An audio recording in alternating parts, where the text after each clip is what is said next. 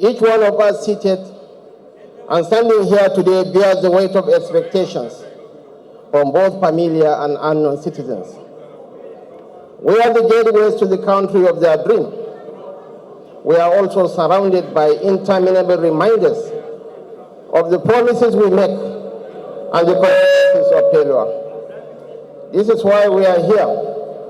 We are here to reassure ourselves that failing isn't an option we intend to explore. This collection of visionaries, fakers, and change makers is a part of our bid to market our grand vision to Nigerians through the representatives they trust. But above all, this is a gathering of believers in this great nation and the progressive credentials of Asiwaju Bola Ahmed Tinubu.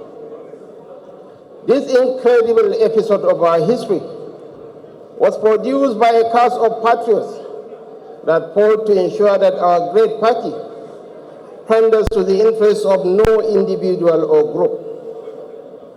His Excellency President Muhammadu Buhari proved to us once again that his integrity will never be on the shelf for any self-serving bidder, and his intransigent moral principle set in motion a chain of events that led to the consolidation of the national interest that paved the way for Asiwaju's emergence as the APC presidential flag bearer.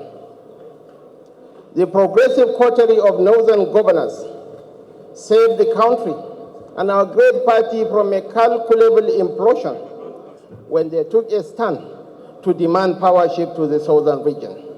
Northern governors deserve special commendation.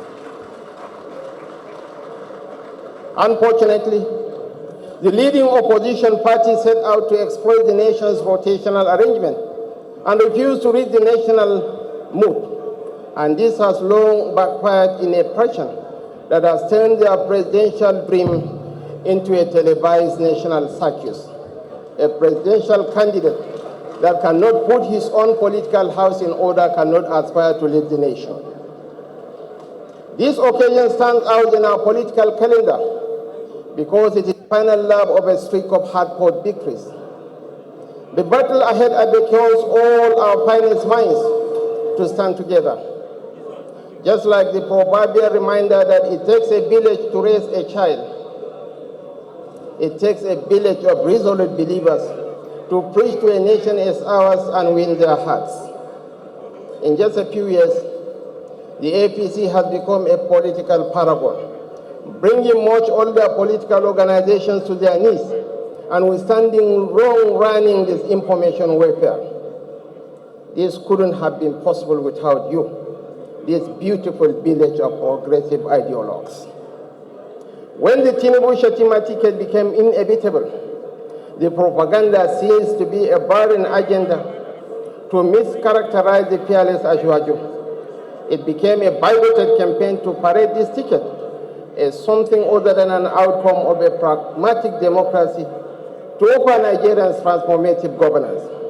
But this village of yours stood by us and endured the mischief and falsehood woven to undermine our great party's wisdom. It is also not the architecture and geography of our places of worship that seems to unsettle the partisan opposition and their foot soldiers as impaired from their hate campaigns. It's the towering profiles of the choices you have made and the superiority of our ideas. What has been missing in their obsessive propaganda in these past months is the refusal to admit that our ticket is neither an appeal to an ethnic or religious monolith. Our gathering across ethnic, religious, and regional lines today is unmissable proof of that. Herein lies their failure. They have refused to acknowledge politics as a domain of mathematics, and that the variables are the conscious and critical humans who gravitate towards and away from the dreams promised by each political candidate. You can't cite the desire of a small number as superior to that of a high number and call that democracy. And that's how the mind of these partisan ravagers function. There's a name for challenging the choices of the majority. It is called tyranny, and none of us practices here. Ashwaju's emergence as the presidential flag bearer of our party last June could only have happened in a system where 2 is superior to 7. It was the wish and the prayer point of our perceptive delegates who gathered at Eagle Square to point Nigerians toward the path of prosperity. The delegates were representatives of all our ethnic groups, religions and regions, and their overwhelming choice of Ashwaju amidst the disinformation and bigotry validates the reason for our gathering today. We are merely responding to the voices and choices of those whose goodwill and referendum legitimize our purpose. Your Excellencies, ladies and gentlemen, we must never forget the crushing weight we carry, this burden of expectations from those we represent. Because of you, we have a democracy that defies the dictation of any self-serving clique. Because of you, those who have weaponized their religious, ethnic, and regional affiliations have failed to tear us apart. Because of you, Nigerians have learned to fight for the democracy they desire. Because of you, we have the inimitable Ashwaju on the way to take charge of the affairs of this great country. There couldn't have been a village more defendable than you.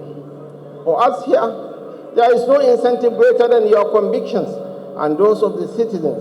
We must work together to assure of our abiding pledge to deliver on our electoral promises. What we have accomplished as a party and as a campaign council isn't a magic trick. You are the engineers of this revolutionary hankering for a ticket that has brought back memories of a similar political experiment experienced 30 years ago. Indeed, history is cyclical, and we are lucky to be the lead characters of this opportunity to renew your faith in the possibilities of this great nation. Your Excellencies, distinguished ladies and gentlemen, you are the reason Nigerians have paused to scrutinize us based on facts and have yielded to the message of hope we have promised. You are the reason an overwhelming segment of Nigerians has learned to defy the stereotype that this country is irredeemably sectionalized and incapable of prioritizing reasons over sentiments.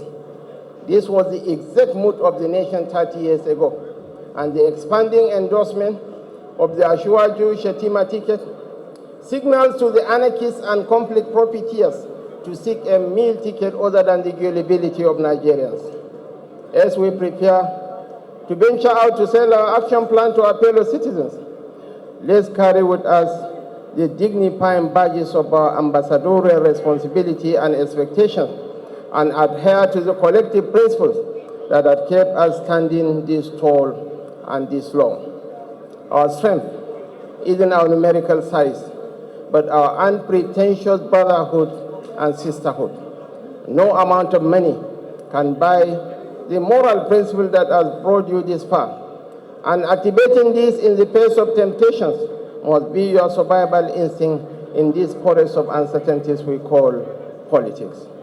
I am lucky to be a part of this village, drawing inspiration from your sacrifices and selflessness in promoting Ashwaji Bola Ahmed Tinubu as the best alternative for Nigerians in 2023. What has set us apart is this realization that no matter our differences and misunderstandings, politics isn't designed for hyper-individualism. Politics entails conscious networking to produce cross-regional alliances and harmonize the most superior of shared ideas. There is no doubt that Nigerians have found in the APC the Moses to lead them to the promised land. I leave you with the immortal most of the then Major General Muhammadu Buhari, who said this generation of Nigerians, and indeed future generations, have no other country than Nigeria. Let's stay here and salvage it together. God bless us all. God bless the Federal Republic of Nigeria.